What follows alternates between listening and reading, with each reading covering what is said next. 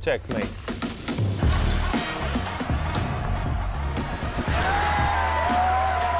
Nothing else matters.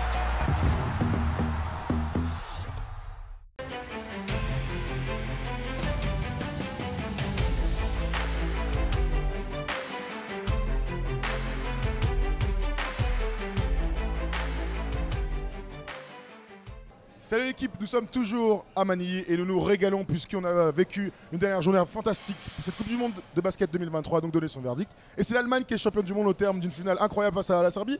Messieurs, première réaction, l'Allemagne est donc championne du monde, Erwan. Ouais, l'Allemagne est championne du monde. Il y a 3 ans, je suis pas sûr qu'on ait remis une piécette là-dessus. En tout cas, c'est une équipe qui se construit, qu'on a vu il y a 1 an.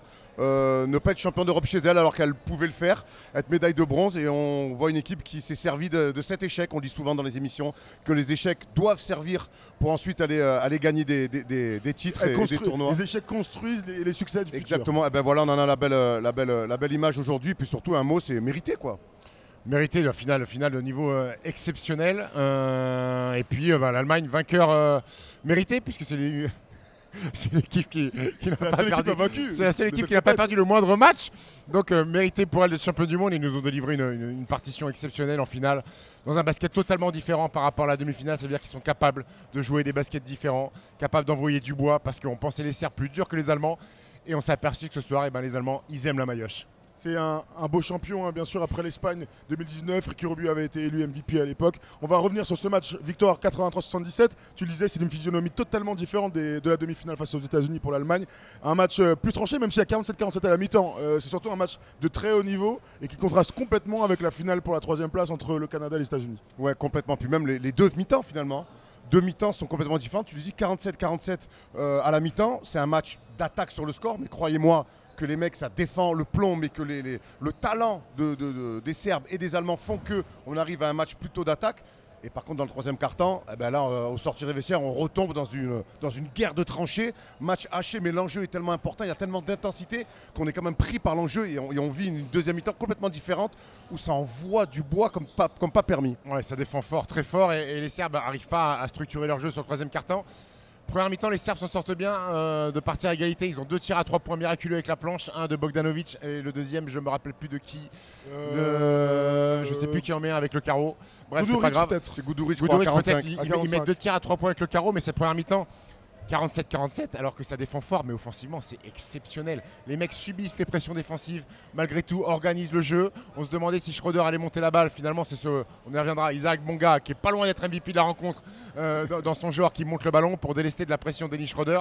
Franz Wagner est fantastique, mais les Serbes font une première mi-temps aussi de très haute facture, même s'ils sont en souffrance sur certains postes de jeu, notamment Milutinov qui s'est fait détruire. Il y a une blessure dès le début aussi. Blessure, Onyan Dobric qui est le soldat, un des meilleurs joueurs sur la demi-finale, qui se fait une cheville directe sur une faute de Johannes Voigtmann. On le reverra plus. Non. On le reverra plus. Il finira en boitant, donc ça change un petit peu les rotations. C'est Marinkovic qui fait une première mi-temps de grande classe. Il est presque à 10 points. Oui. Marinkovic est très bon, mais voilà. Puis Erwan l'a dit, en deuxième mi-temps, ça change puisque les Serbes baissent.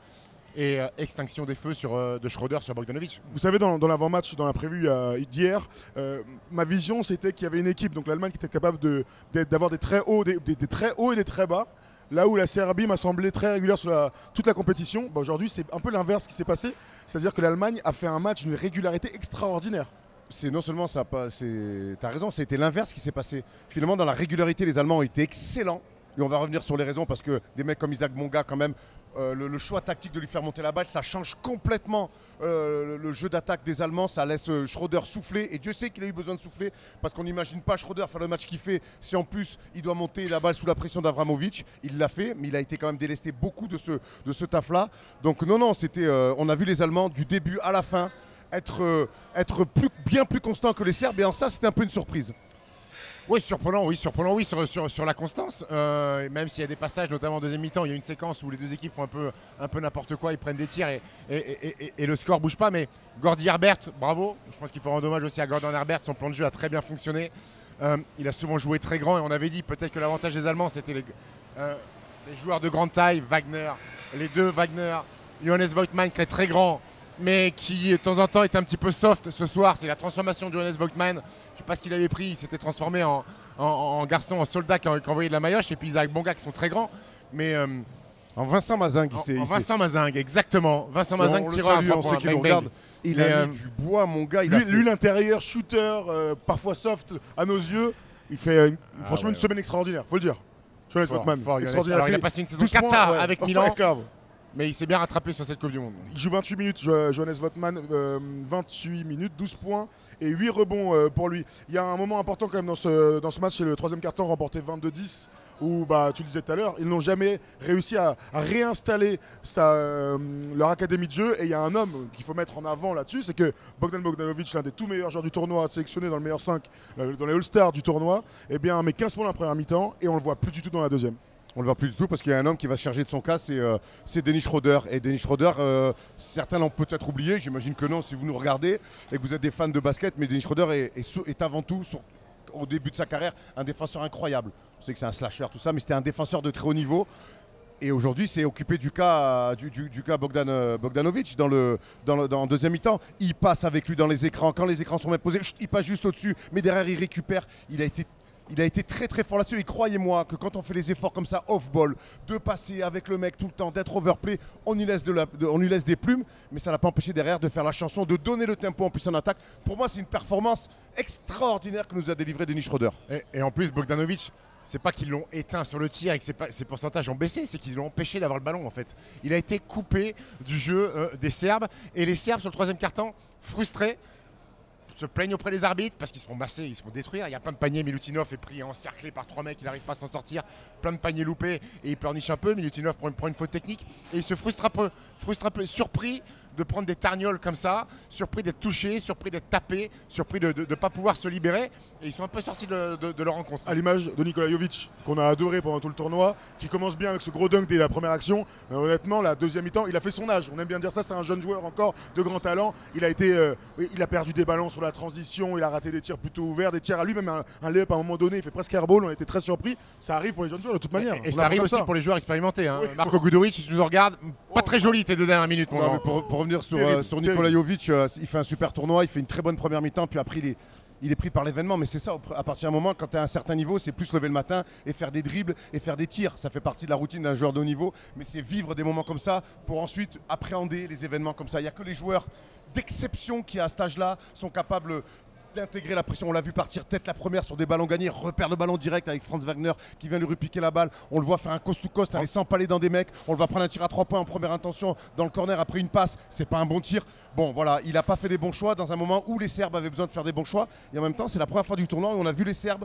se précipiter, être moins bons dans les choix. Alors ça paraît rien, mais dans un match de haut niveau comme ça, et quand on dit haut niveau, c'est physique, mais c'est aussi tactique. Là, on parle souvent de QI basket. Ben là, tous les moindres mauvais moyens choix, c'était payé. Aujourd'hui, c'était le match de Pesic, donc le coach serbe. Hein, pour tous ceux qui ne le savent pas, il était l'entraîneur de l'équipe d'Allemagne en 93 lorsqu'ils ont gagné leur seul titre jusque-là, donc cet Eurobasket 93. Il a ensuite gagné l'Euro 2001 et donc la Coupe du Monde 2002 avec la Yougoslavie. Donc c'était vraiment son match. Son fils est allemand, a joué pour l'équipe nationale. Manager général du Bayern, il me semble. Donc on était vraiment dans le match de Pesic. Je vous pose la question. Est-ce qu'il s'est fait outcatcher complètement par Gordon Hayward aujourd'hui? Non, j'ai pas l'impression. Non, ça serait sévère de dire ça. Ça serait sévère de dire ça parce que les Serbes, leur plan de jeu, il a plutôt été bon. Il y a un money time quoi qu'on en dise, donc ils sont dans la rencontre. Je suis pas sûr qu'il était outcoaché plus que ça. Jusqu'à un moment donné, en face, ils ont pris le dessus défensivement sur les qualités athlétiques et que leur leader a disparu. Enfin, leur leader a disparu. J'ai pas du tout envie de taper sur Bogdanovic parce que mine de rien, il fait un match et il y a un paquet de garçons qui auraient pris des ballons et qui auraient tiré 20 fois pour justement essayer d'exister. Pas sûr qu'il était outcoaché. Je le vois à la fin souriant, parce que je pense que pour cette équipe de Serbie, mine de rien, c'est une perf, être finaliste et être médaillé d'argent, ça annonce des suites plutôt radieuses, j'ai envie de dire pour ces garçons-là, parce qu'il y a un vivier et peut-être que des joueurs vont rentrer pour Paris 2024. Donc ils ont une belle base sur laquelle se construire pour l'avenir. T'as eu cette impression? Je te renvoie la question, toi. Non, mais en général, lorsqu'il y a un problème tactique et que tu n'arrives plus à installer ton académie qui a fait des merveilles pendant tout le tournoi, tu peux toujours te poser la question, est-ce que tu as les bons hommes sur le terrain? Est-ce que tu annonces les bons plays? Il y a eu des moments où justement c'était n'importe quoi sur le terrain. Aider les Allemands aussi un petit peu de l'autre côté. Et surtout que Bogdanovic était coupé, mais un homme est sorti du lot et a repris le relais, c'est Avramovic. Et comme le dit Steph, ils se sont fait un money time. Donc la réponse quelque part pour moi des Serbes et de Pesic, je ne sais pas si c'est ce qu'il a voulu, en tout cas c'est ce qui s'est passé, c'est qu'un autre mec a pris le relais, c'est Avramovic, et grâce à lui, ils se sont offert un money time. Après, je sais pas pour vous, mais j'ai eu la sensation que c'était pas un plan tactique, c'est un mec qui est sorti du bois. Donc Alexa Avramovic, dont on a beaucoup parlé, hein, surtout défensivement. Tu le disais tout à l'heure, lui qui met des énormes pressions sur les meneurs de jeu. L'Allemagne décide de faire monter la balle par Isaac Bonga et plus du tout par Dennis Schröder. Les seules fois où Dennis Schröder monte la balle, il y en a une où il lui pique, et la deuxième, il a 2 doigts de lui prendre. La première montée de balle de Dennis Schröder, ils prennent 8 secondes. Ils sont sifflés 8 secondes.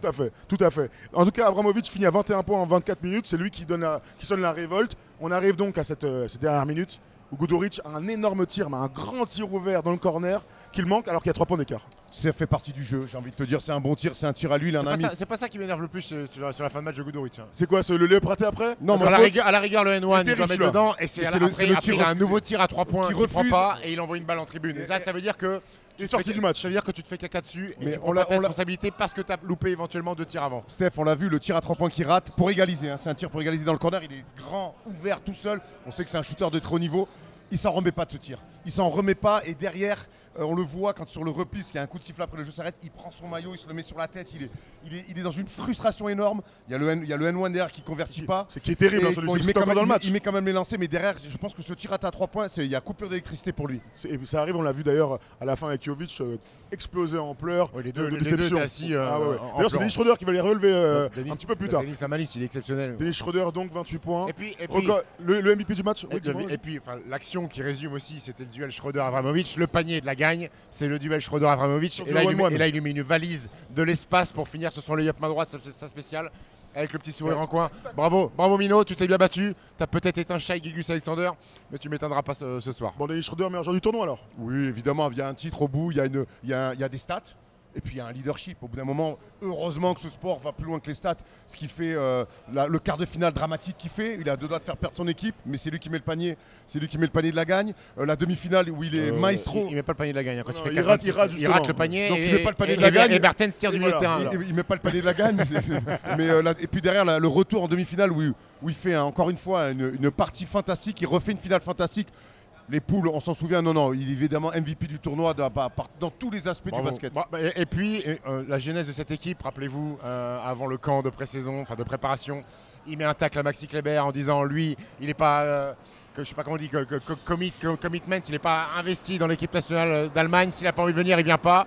Donc déjà, il lance le ton. Après, il faut assumer quand tu désignes comme ça Maxi Kleber, qui est peut-être un de tes futurs coéquipiers en équipe nationale, et il a assumé, bravo à lui. Dennis Schröder, il remonte dans la hiérarchie des meneurs de jeu européens dans le basket FIBA. On pense à Maxi Kleber, on espère qu'à la rentrée, il aura un nouveau dribble, hein, puisqu'apparemment, c'est pour ça qu'il n'était pas venu en équipe d'Allemagne, c'est pour bosser son handle. Il y a des drôles de choix de carrière quand même. On pense aussi à Dirk qui n'était pas là ce soir, c'était le Non mais dans la salle. Oui, oui, il n'était pas dans l'équipe, c'est vrai. Mais c'est le seul truc. Bizarre, parce qu'en fait, Dirk devait travailler son fadeaway tout l'été. Pour ça, il n'a pas voulu venir. On a vu Pogazol, on a vu Caramelo, on a vu Soubird, on a vu Luscola. Il manquait notre Dirk. Il manquait notre Dirk qui aurait pu célébrer avec qui était en phase de poule. Exactement, à Jakarta, absolument. Vous voulez rajouter un dernier truc sur ce match? Non, on a vu à part le kiff qu'on a vécu. On a vu du grand basket et puis on voit surtout que pour exister à ce niveau-là, pour rêver de gagner un titre de champion du monde ou un titre olympique ou un euro, on voit finalement des équipes qui sont construites avec des hiérarchies, avec des plans de jeu, avec des coachs qui coachent, des meneurs de jeu qui mettent des choses en place, des stars qui attaquent mais qui défendent aussi. Ce que fait Bogdanovic d'un côté du terrain et de l'autre, ce que fait Schröder d'un côté et de l'autre. Aujourd'hui, je joue avec des joueurs majeurs qui défendent pas ou peu ou pas assez pour espérer rêver d'or olympique ou d'autres. Ça ne peut pas passer. Je pense que la grande leçon à tirer aujourd'hui de cette compétition, c'est qu'aujourd'hui, il faut des jeux, commitment, tu parlais de ça, il faut des gens qui soient complètement ancrés dans le collectif pour aller gagner, qui sont prêts à se mettre le cul par terre. Aujourd'hui, on peut pas défendre à moitié, on peut pas se planquer et que les autres défendent pour nous, ça peut pas exister. Et c'est l'histoire du basket cette année, parce qu'on pourrait relier ça à la NBA bien sûr avec les Denver Nuggets, où c'est exactement le même théorème. Et juste finir, parce qu'on n'en a pas parlé, Franz Wagner qui fait encore une finale exceptionnelle. Et son frère qui est un charcutier traiteur qu'on adore. Franz Wagner est en train de passer un cap, déjà on l'avait vu à l'Euro, très bon. Là, il est à un niveau très supérieur. Et dans les années qui viennent, ça va pas être loin d'être un des meilleurs alliés basket FIBA pour sûr.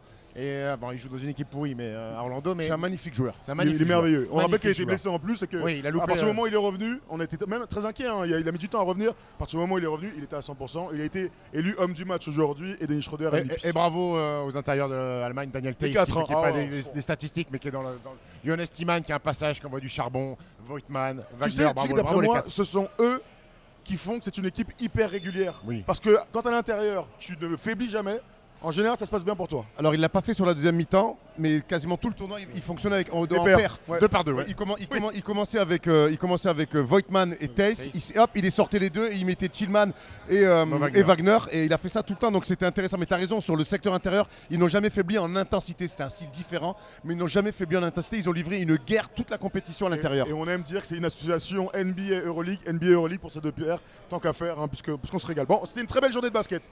Je sais que vous l'avez tous suivi aujourd'hui, ce dimanche à Paris. Où c'est le bordel autour? Ouais, désolé pour le bruit, hein, c'est vrai. Les Voilà, Philippins, ils démontent tout là. Hein. C'est Ouais, terminé, la Coupe du Monde est en finie, même hop, temps, on arrête tout. C'est terminé. Mais on a d'abord vécu un autre type de basket aujourd'hui, tout aussi passionnant. Suspense extraordinaire avec la victoire du Canada face aux États-Unis 126-118 dans un match en 4x10. C'est quand même incroyable malgré la prolongation. Le Canada est donc allé chercher sa première médaille. Bravo à eux. La première fois, non. Leur deuxième, parce qu'ils avaient gagné la médaille 36. d'argent en 36 à Berlin. C'était, En 36, il y a 100 ans. Il y a 100 ans, quoi. Ça remonte à il y a longtemps, et tant mieux, et bravo pour le Canada. C'est une équipe jeune qui se construit avec Steph, on l'avait dit, j'avais beaucoup aimé le discours du coach en conférence de presse après la défaite en demi-finale. C'est une équipe qui, dès la rouste qu'ils avaient mis à la France, et qui a été considérée comme un grand favori. On a vu ensuite qu'il leur manquait certainement un petit peu de choses, de la profondeur notamment, et un peu d'expérience FIBA. Mais c'est une équipe qui apprend, et c'est une équipe qui a fait un énorme match, hein, tout simplement. Shai Gilgeous-Alexander, Dylan Brooks, ils ont fait un match fantastique. Ils ont vraiment joué pour aller chercher cette médaille de bronze. Ça leur tenait à cœur. Face à Team USA, ça ne s'est pas joué à grand-chose. Mais honnêtement, même s'il y a eu prolongation, sur la physionomie du match, on a l'impression que le Canada a quand même livré un match Plus abouti. Sur l'investissement au début de la rencontre, il y avait un chouïa plus d'envie du côté du Canada que le Team USA. Jaren Jackson est resté à l'hôtel, Brandon Ingram est resté à l'hôtel et Paolo Banchero est resté à l'hôtel. Mais on a vu un match NBA en fait de saison régulière où ça commence à jouer. Quatrième quart-temps, ça commence à jouer. Austin Reeves, il y a une première, la seule pression défensive, elle est d'Austin Reeves au début du quatrième quart-temps. Austin Reeves, on en parlera, mais défensivement, très compliqué. Hein. Je pense que sur le tournoi, il a mangé. Restons un peu sur le Canada. Après, on a pas mal de trucs à vous montrer sur Team USA. Mais restons sur le Canada, très bien. Je crois qu'ils ont mis 93 points les trois. Tout à fait. Barrett. Donc RJ Barrett, je vais donner les stats. RJ Barrett, Shai. Dylan Brooks a mis 39 points, c'est quand même l'information. Dylan qui s'est Brooks en rattrapé. FIBA. Bravo Dylan, belle compétition. T'es un bon joueur de basket. Bravo à toi. Je vais te suivre à Houston. Et même touchant en conférence de presse. Ouais. Même touchant Je en pense que conférence Même dans de la presse. célébration, il a régalé. Je pense que c'est un bon bougre et qu'il s'est créé un petit personnage de C'est ce qu'il bad a boy dit. et de Il a dit vilain garçon. Comme Kobe s'est créé le Black Mamba, moi je me suis un peu créé une espèce de personnage pour performer. de villain. The Villain, voilà, donc le méchant, un peu comme le Joker. Je vous donne les stats quand même des trois bougres là. 39 points, 5 passes pour les Dylan Brooks. J'arrive pas à croire qu'il ait mis 39 points le mec, c'est incroyable.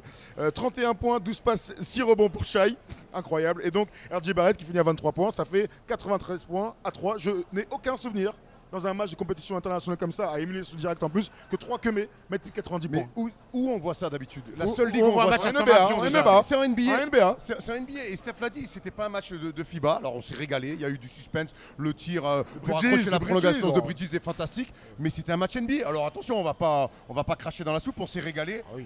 Mais l'enjeu n'était pas le même qu'une finale, et puis voilà, et puis la pièce est tombée du bon côté avec ce qu'ont proposé les Américains, ça va faire la transition.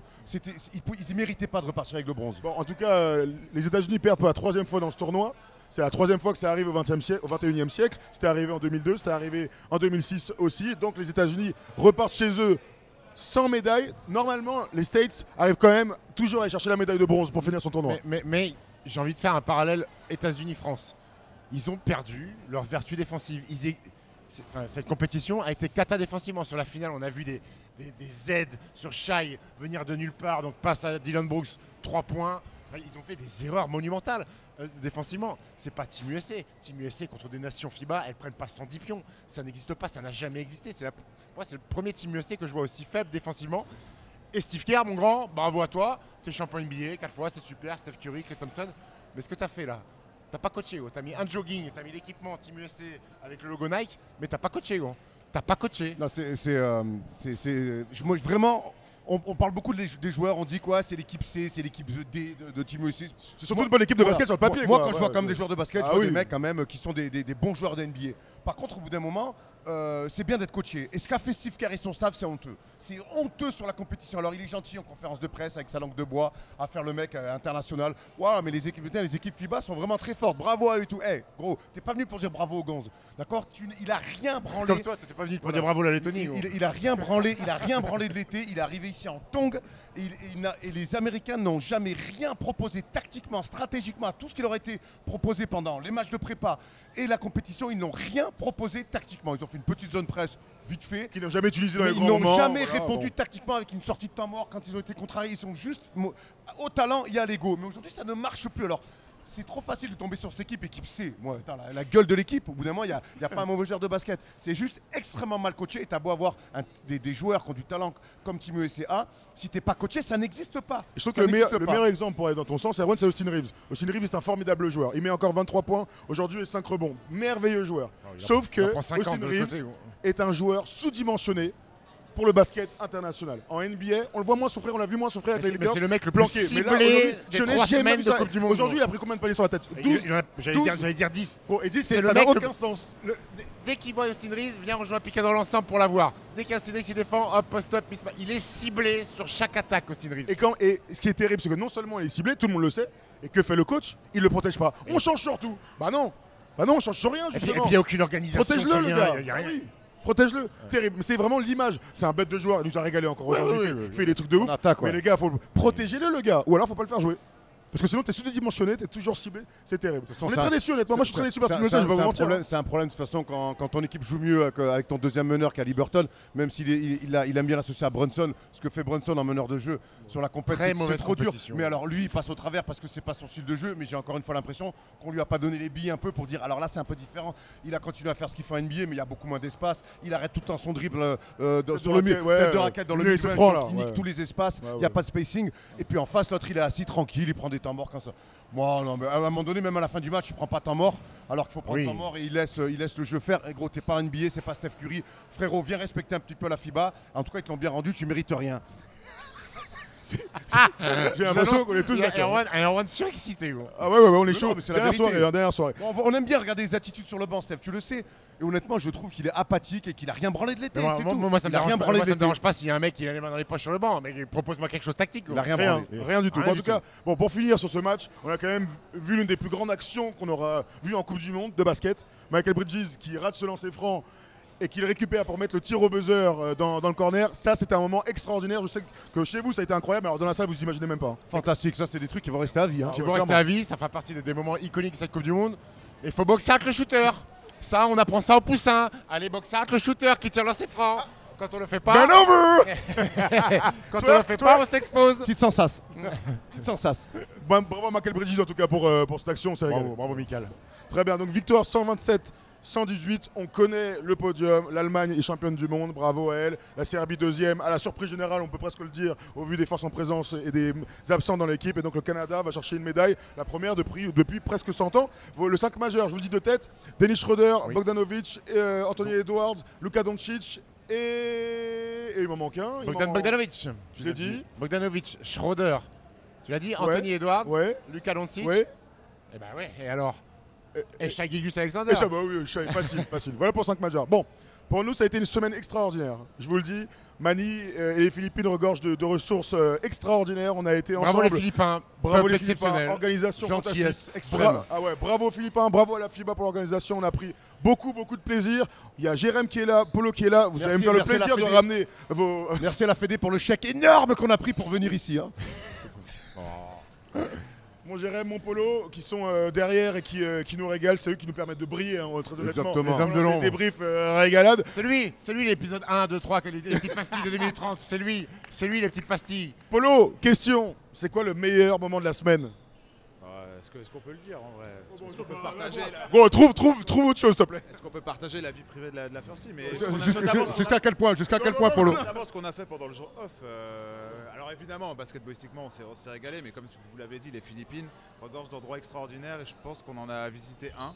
On aurait bien aimé y rester un peu plus longtemps pour en voir plus, mais en tout cas, l'île de Palawan était extraordinaire et ça donne envie de revenir.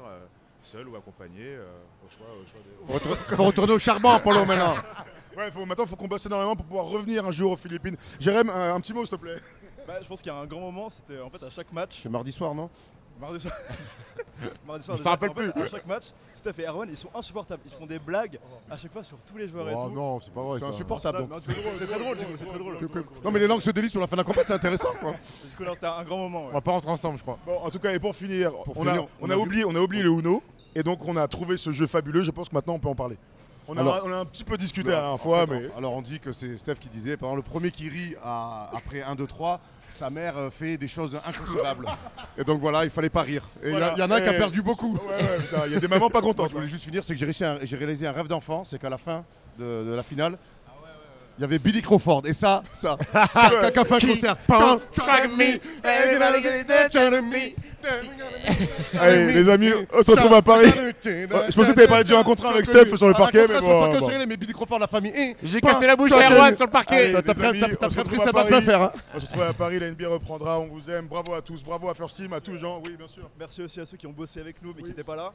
Je pense à Tom, à Lena et à Thomas qui étaient notre ancien stagiaire. Donc bravo à eux et c'est grâce à eux qu'on est là. Donc, Heureusement qu'il y a des mecs sérieux dans cette équipe. Ouais, bravo. C'est mon fils, hein. First- Je te garde, ça me sert, tu te laisses tomber. Ah, moi, j'ai Aïe, aïe, aïe, allez, c'est fini. Allez. First Team est une grande famille, Ils bravo. ont tout arraché, gros, derrière. Ouais, bisous.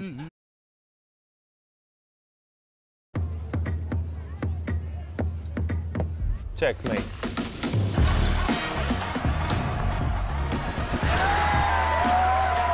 Nothing else matters.